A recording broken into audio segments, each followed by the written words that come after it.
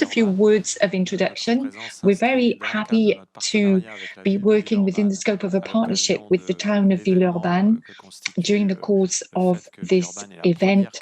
Villeurbanne is the first French capital for culture. This is for 2022, and space is being given to young people. And so as a result, we felt it was very important to be part and parcel and to be involved in this event. And we're very, very honoured, delighted at the same time to wish a warm welcome to Cédric Van Styvendael, who is the mayor of Villeurbanne, who would like to say just a few words of welcome, in the knowledge that he will also come back here during the closing ceremony in order to talk to you more at length about a certain number of points that are very important to him. Cédric, over to you. Good evening, Michel Lussault. Good evening to all of you, ladies and gentlemen. And of course, a very warm welcome to Alondra Nelson, who I'm very fortunate to see on the screen. You will soon see her on the screen also. I have the privilege of seeing you simply so that I can say thank you, a massive thank you for being present here with us this evening. As Michel said, I have very little time because I know you're all here in particular to listen to Alondra Nelson, but I'd just like to say that, like you, I started out with sociology, not in Columbia, but I started out with sociology and I learned a great deal. And once again, thank you so much for being present with us here at the Urban School of Lyon that is organising its Anthropocene week here in Villeurbanne. All the discussions, all the exchanges that are going to take place, it's wonderful. I can see all of the different political representatives who are here with us. Thank you to you for taking part in the organisation for this French capital of culture. With Stéphane Friot, we wanted to make sure that we gave a lot of space to scientific culture, and so it's very natural for us to host this event on the Anthropocene, but also to focus on all of the work that will be taking place during the course of this week. I also wanted to stress very briefly that we're also very proud in Villeurbanne to host this week for the Anthropocene, and let me simply stress that, personally speaking, I am fully convinced of the importance of any type of academic know-how, and all the more so given the troubled times that we're going through at the moment. I haven't even taken the time to say hello to Vincent from the Ries. Thank you, Vincent, for welcoming us and for hosting this Anthropocene week. I think we just have to do something in terms of the heating, otherwise we're all going to have dreadfully sore throats. So we've talked about academic know-how, academic expertise during these troubled times, and also there's a form of disconnection, is there not? Strong disconnection between political functions and the ideas movement. This is a personal analysis, but I think it's very important to try and combat this during these specific times that we're going through. There's this disconnection that I talked about, but also a form of intellectual down-tooling. A lot of French intellectuals would never imagine that this was possible.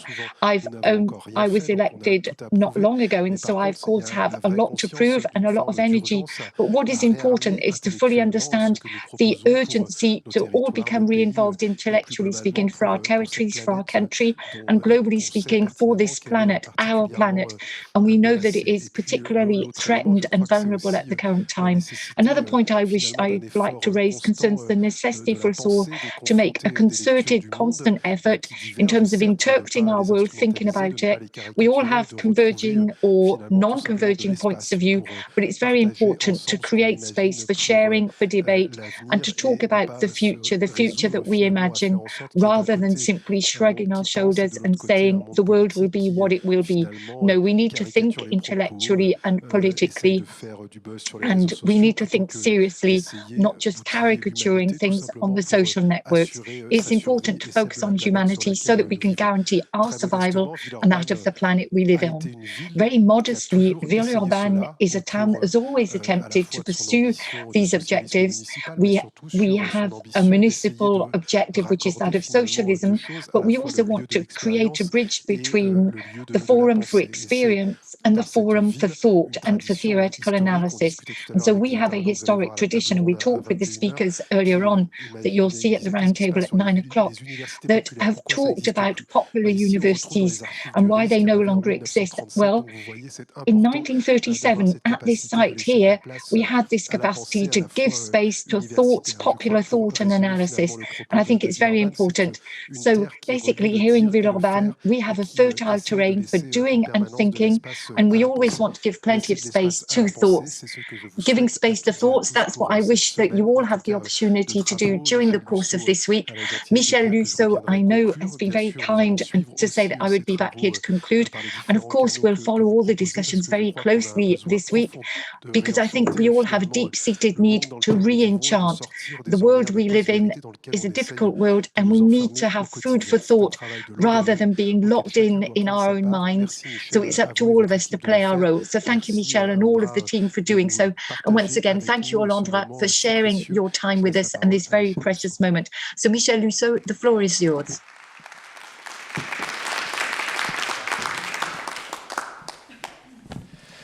Merci beaucoup, cher Cédric. Thank you very much. Thank you, dear Cédric. Now, the words that you pronounced are going to resonate, I'm sure, with those of Alondra, who should appear on the screen just about now. In the streaming, we'll hear her voice, and we should be able to see her on the screen. We might have to wait for just a moment. This is the magic of doing live events. Sometimes it's all a bit more laborious than what we expected. I can see Alondra. Wonderful. Hello, Alondra. And the room can see you, Alondra. And I'm very, very honoured. We have the privilege also of having Alondra Nelson here with us. She's speaking to us. She's live at the White House in Washington, because Alondra Nelson, in fact, is the Deputy Director for Science and Society at the White House alongside Joe Biden, and she works in the Science and Technology Office. It's the Office for Science and Technology Policy, and so she works with the President of the United States. So we're very privileged, Alondra, to have you here with us. And Alondra is going to talk to us about her work. She'll talk about her approach. It's important to note that she's the first person to be in the position that she is in, because she was recruited by President Biden's team as a sociologist. Alondra has a very impressive academic career in American universities. She was a social science professor at the University of Columbia. She is currently a professor at the Advanced Study Department for the University in Princeton. So she's a scientist specialized in social sciences, and she works in particular on understanding the way in which a certain number of types of scientific progress, and notably medical progresses, can interact with social practices. She works a great deal, for example, on the relationship between science and social inequalities. She's examined in great detail how a certain number of scientific know-hows can accentuate or literally produce inequality, inequality in terms of race, in terms of genre, and from a social perspective. And it's from this perspective that we asked her to speak to us from the White House and to focus in particular on the dimension that is often forgotten in political and scientific offices. In other words, what social sciences can contribute to the understanding of contemporary society in the relationship that they enter into with science. So, Alondra, once again, thank you for being here. I know that you're going to present your vision to a certain extent and introduce the work that you do. We'll give you roughly 15 minutes for this, and then after that, I'll be delighted to put a certain number of questions to you. And let me remind all of you that after this event, we will have our first roundtable that will focus on habitability of our Earth. Alondra, the floor is yours. Thank you, Michel, for that very kind introduction and for the invitation to join you here all today. Welcome. Greetings from Washington, D.C., where it's the afternoon, but good evening to all of you there. I'm so glad to be a part of the wonderful idea of the open school. Openness and accessibility to information is what we need to live well together and to thrive together. And it's really encouraging to see this modeled at the open school. A word of thanks also to Mayor Van Styvendael, a fellow sociologist. I'm learning for your insights and for your leadership.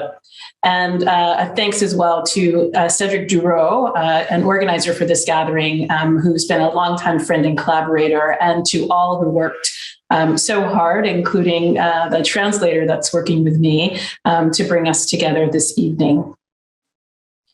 So I'm honored to be speaking at this gathering, both as an academic and as a representative of the Biden-Harris administration and the White House Office of Science and Technology Policy in the United States. My office is called OSTP, and the name at the team at OSTP is charged with advising the president on issues of science and technology. We work with agencies and departments across the United States government to ensure initiatives, policies, processes, practices that make it possible for every person in the country to take advantage of groundbreaking research, to benefit from critical innovation, ranging from health and environmental quality to our shared prosperity. Like many of you here, I've spent most of my time, as Michel suggested, in the academy, in my case, studying the intersection of science, technology, and our social fabric. And in my work, I've been, as a researcher, investigating how science shapes the world we inhabit and how societal context in turn shapes science and technology. And it's that work and those experiences that have really given shape to the perspective that I bring to public service. And really embedded in me a conviction that science and technology must be tools to make lives better, safer, and fairer. Last week marked the first year of the Biden-Harris administration. And in this year, I have witnessed up close, firsthand, this particular idea come to life, which is this, that democracy, like science and like research, is a process, that it is never quite realized, never quite finished, but always striving to perfect itself.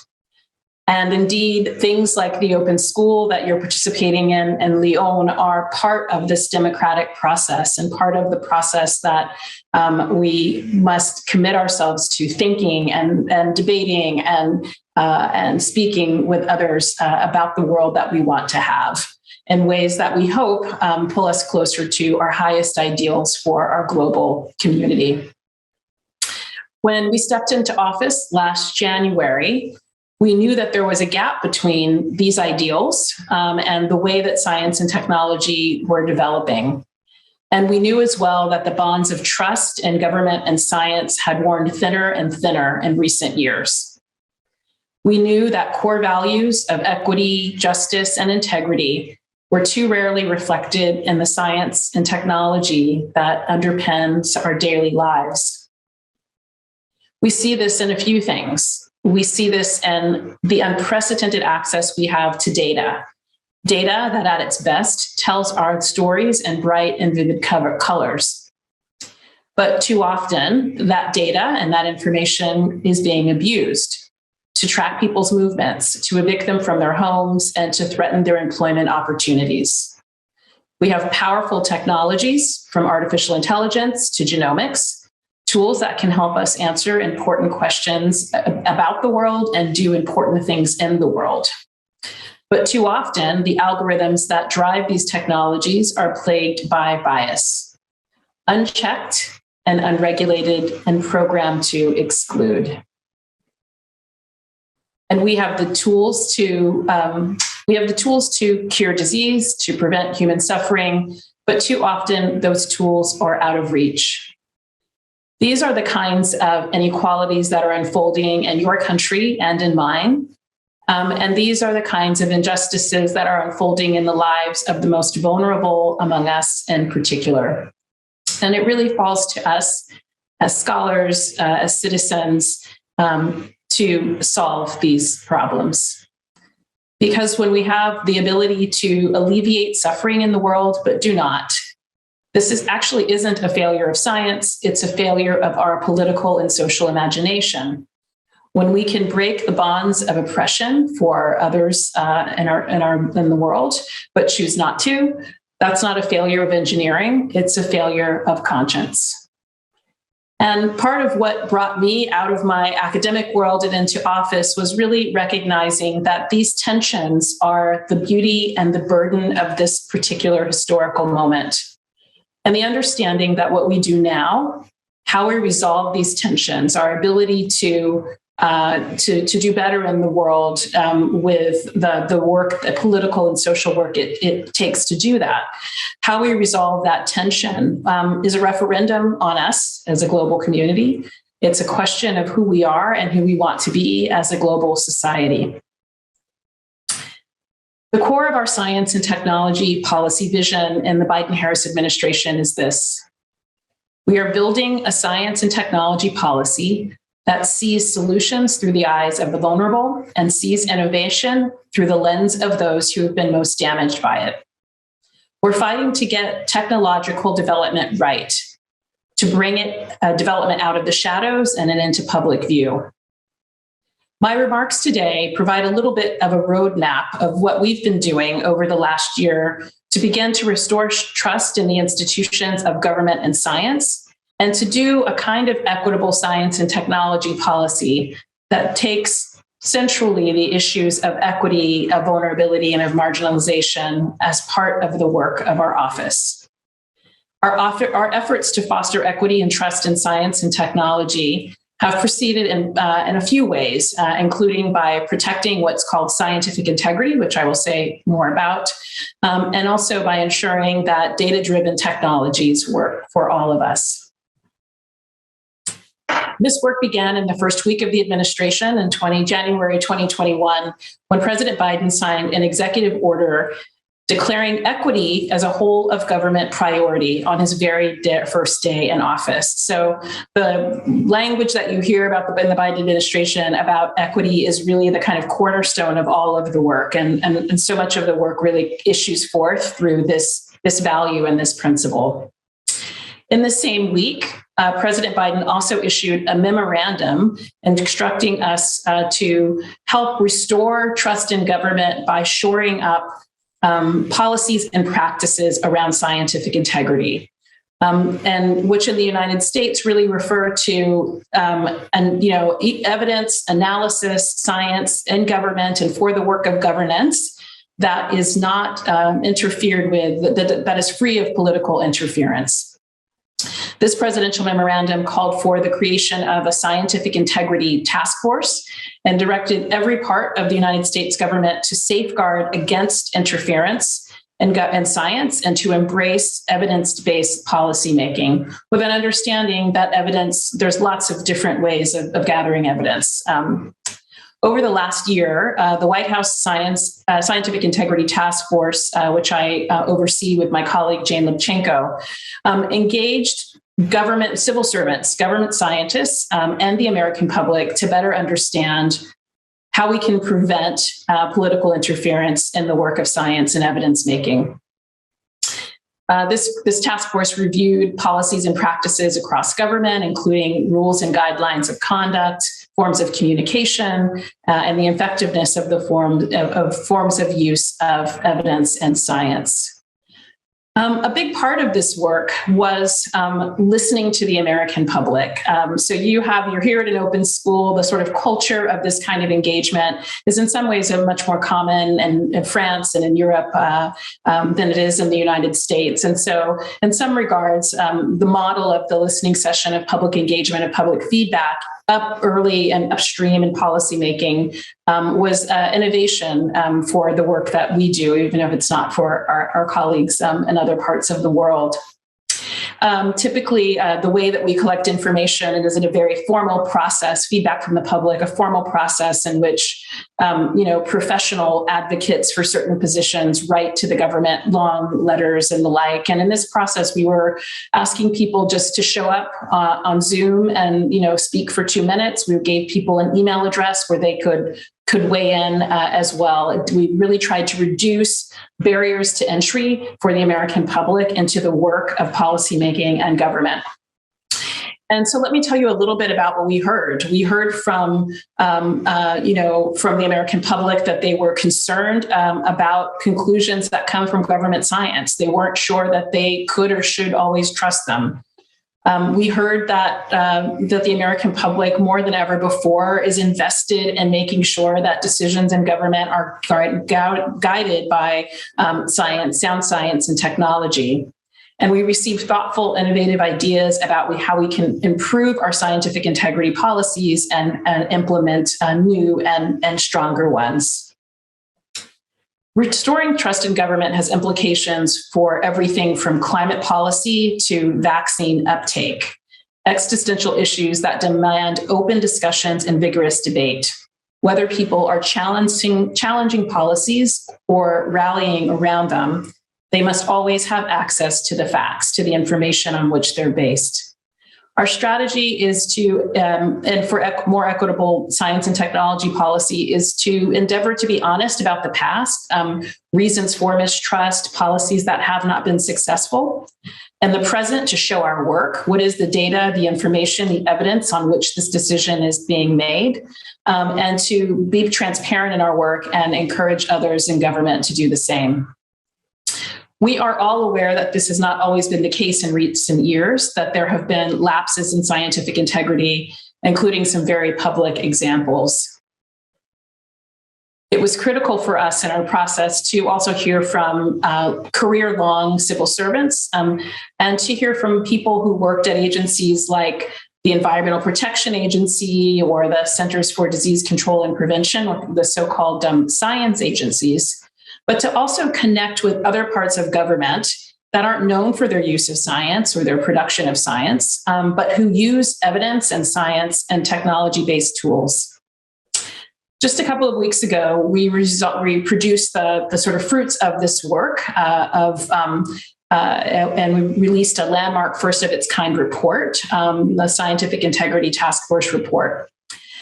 And the report found that although federal agency science is generally sound, that there have been lapses that undermine public trust in science and jeopardize federal scientists and technologists, their morale and their motivation to do their work and to innovate in their work.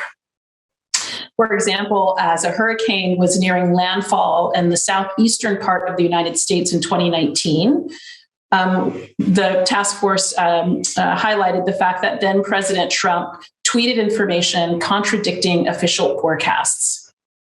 In another instance, the last administration added a question about citizenship to the 2020 census, overruling Census Bureau demographers, social scientists, statisticians, who cited clear evidence that doing so would depress the response rate from people replying to the census and therefore could jeopardize the quality of the census. So these are two violations that are fairly well known, at least in the United States. And these and other violations really help to inform the task force recommendations, including the importance of best practices that continually reinforce a culture of integrity across the government and a sense of accountability to the American public. The task force also raised some other parallel issues that they thought were really important as we were thinking about scientific integrity policy and practices as living and breathing things that would need to sort of be dynamic and iterate and change over time. So issues that will continue to be addressed include the wide growing use of AI and machine learning across the federal government. How do we think about issues of scientific integrity and of safeguarding from political interference and bias when you're dealing with large dynamic technological systems? How do we support the work of equity and representation in the scientific integrity process?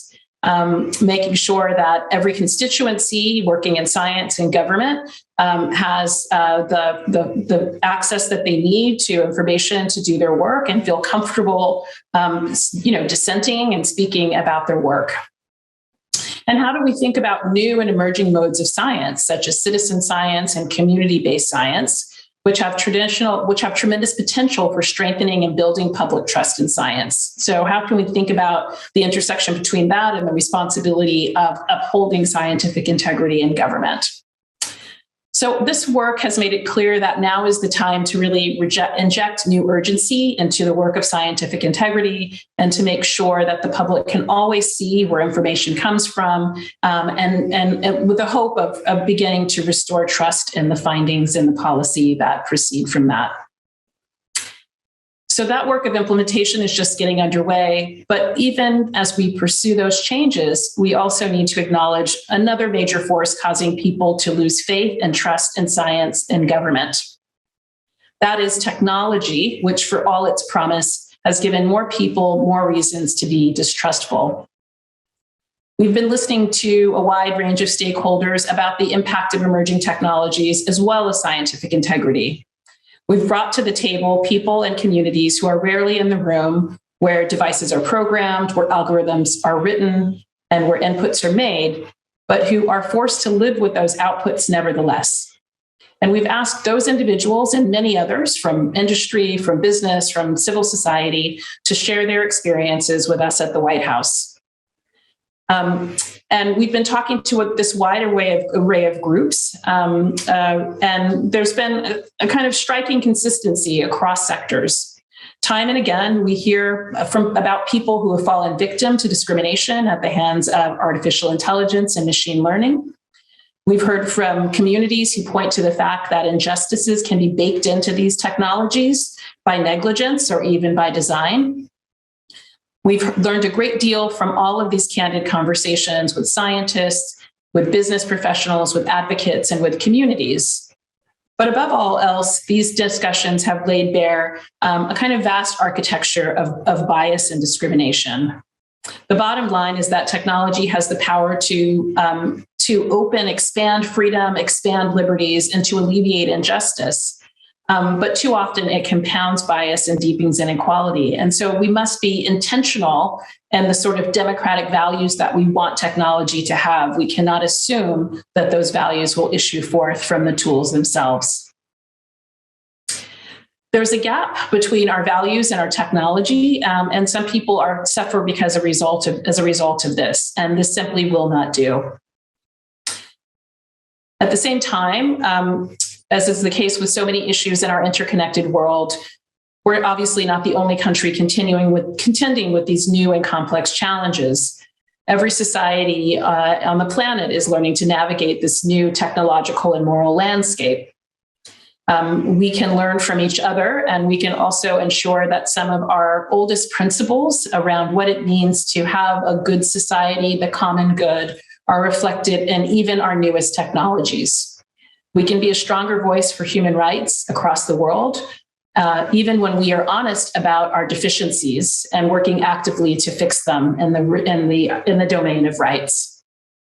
A government truly in service to the public must confront these structures and these inconsistencies head on, and it's very much what we're trying to do in the Biden-Harris administration.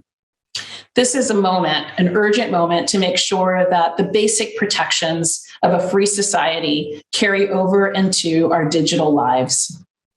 For far too long, the moral challenges of new technologies have gone unaddressed in the United States.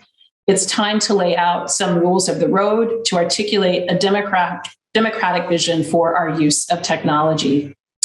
In my office, we've been working on what we're calling an AI Bill of Rights, to sort of think about these principles, values, regulations that we think every society should have, or that our society should have, with regards to guardrails around technology. These include one shouldn't be singled out for who they are or what they believe, that one should be protected against unreasonable searches and seizures in our day-to-day lives, and that these guardrails and protections, even if aspirational, must carry over into our digital lives. Basic rights and responsibilities of life should carry over into the world of artificial intelligence, and there should be safeguards against bias and discrimination. So we are working to build, an American society and also a global society, working with the EU and others, where innovation happens without predation, where protections are baked in from the beginning in a way that actually allows innovation, where marginalized communities have a voice in the development process and in the science and technology research and development process, where science and technology developers or designers and scientists are working hard to ensure that the benefits of their work reach all people. And we have been turning to the public to help us think through this, in addition to lots of engaged, dedicated civil servants and policymakers.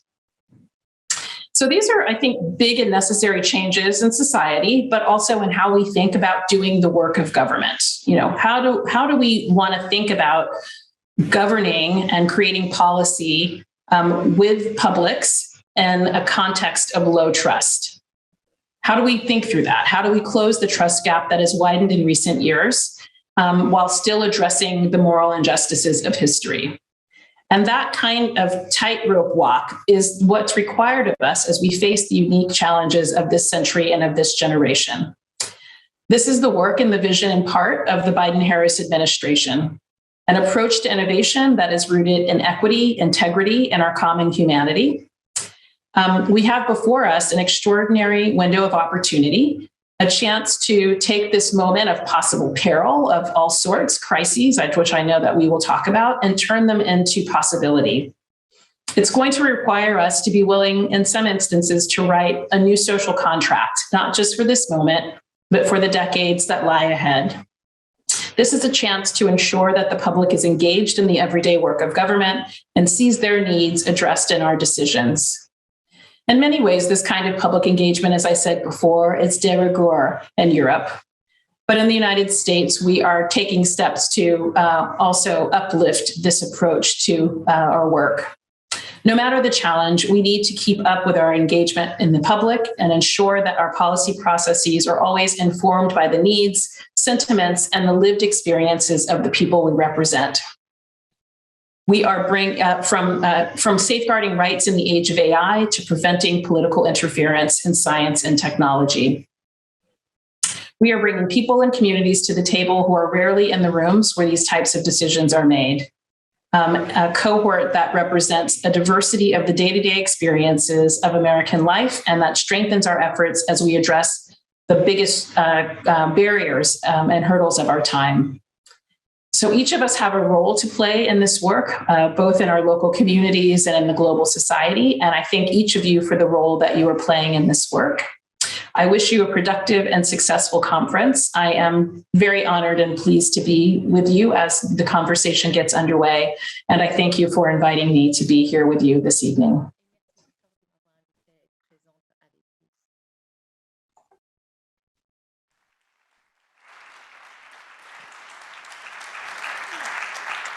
Merci beaucoup. Thank you. Thank you so much, dear Alondra Nelson. Thank you so much for your very precise description of what the Biden-Harris administration is doing through your action and through the action of the office that works in favor of science and technology.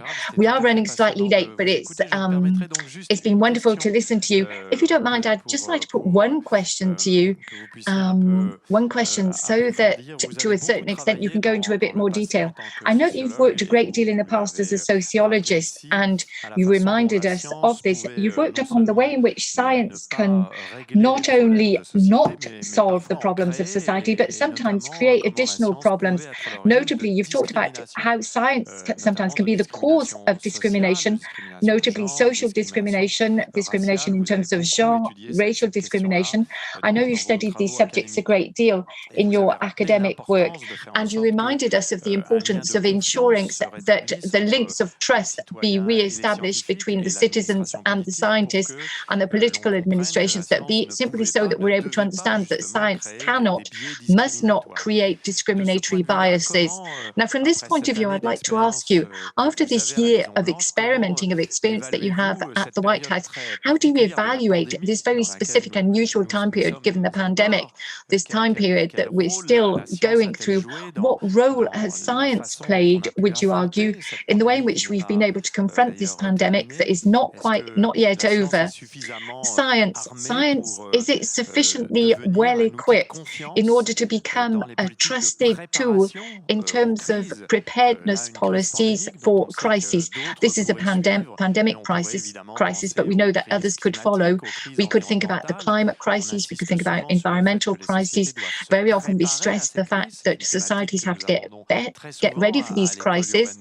It's a theme that we deal with often here at at the urban Lyon school, but getting prepared for these crises is maybe also all about finding a new role for more close and qualified science that is closer to citizens, science that is less suspected of producing discriminations, one that is able to capture the benefits of innovation for society at large. So please, how have you felt about this from the inside, and what are your analyses here today, here and now, when we're talking about the possible preparedness for the great crises potentially that all societies will have to face?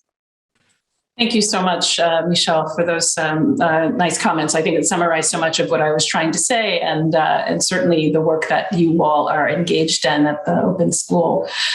So I think I would just raise a couple of issues mindful of time. I mean, one is that this moment has been an extraordinary example in how powerful and successful science can be. So, a couple of facts that I often like to mention when I'm talking about the pandemic and the role of social science. One is that in less than a month, we had a genome, the genomic code of the SARS-CoV-2 virus, of the coronavirus. So in less than a month's time, we knew from a genomic level what it was. So we knew quite a lot about this disease, this virus, very early on. Secondly, in less than a year, I think it's 314 days, we had developed the vaccine. This sort of first iteration of the vaccine, that is now being used in our communities and increasingly broadly as we move forward with equitable distribution of the vaccine. But we still were left with social problems and social issues around trust of evidence in government, the debates around anti-vax and around masking mandates in the United States. And so we had sort of, one way of saying this is what I'm trying to say is that we had sort of solved the science problem in the first year. And yet the pandemic sort of continues to animate our lives, in part because the issues that it raised are not only about the vaccine or about having the right genomic sequence for the vaccine, for the virus. And so it's been an incredible, I think, object lesson for us in the infrastructure that one needs for public health, for the delivery of government services, for the benefits that people need in times of crisis and stress. And so I think it's really, I hope that this will be a moment for us to learn more about what we've all just been living through or still living through. And social science will be so critical for that. And also to begin to help us sort of figure out where, the other pieces of the puzzle, the ways in which for this particular crisis, the pandemic, the technological and scientific tools alone were insufficient for helping us to stem it. And that means that as we think about pandemic preparedness or preparedness for other crises, for other kinds of disasters, that we need to be thinking about bridges and levees and canals, and various kinds of architecture and infrastructure that we need, for example, to sort of adapt to and mitigate climate crisis, in addition to different ways of eating and different ways of living. But those are not only sort of science and technology, research and innovation questions. And so many of the tools that we will need require us, I think, to think about government that's a government that's willing to include social science, and social science that's not only economics and social, that's not only about experiments, but about people's qualitative experience and lives. And it means using the tools of science, social science, in the work of policy analysis to understand whether or not policies have succeeded or failed. It means making sure that the social sciences and the work of, are able to, I think, at their best, bridge between the academy and the public sphere. And I think, again, and this goes back to my earlier point, it means having honest examination about the fact that science alone, the sort of tools alone, are insufficient, that we need the human piece and the historical piece and the social piece always as a part of efficacious policymaking. Merci beaucoup. Thank you Thank you so much. Thank you so much for your answer, and thank you for wanting to link social sciences and experimental sciences and society, globally speaking, to the political action that needs to enable our society to live in the best possible conditions. I think that, yes, it's very true. We're going through a period where scientific challenges have never been as major. That goes without saying, despite the confidence or trust situation we're in. And we too in Lyon as well are doing our best to find new pathways, new channels, so that science can get closer to citizens, simply so that science will once again inspire trust in people, because maybe we as scientists haven't been as attentive as we needed to be to all of these issues over previous decades. And maybe we have given the impression that science was always on the side of the powers that be, and that we're always there to serve the interest of a few people rather than serving the general interest. So thank you ever so much. Thank you ever so much, Alondra Nelson, for having been present with us here this evening to talk about your different points of view. Have a wonderful end of the day in Washington. I know you've still got the whole of the day, a good part of the day, to continue your work. And we really have been very, very honoured to welcome you here this evening. And we'd like to say thank you, and we hope to see you again very soon. And really, really thank you from the bottom of our hearts for taking part in this fourth School of the Anthropocene. Thank you. Thank you so much for having me. Such a pleasure.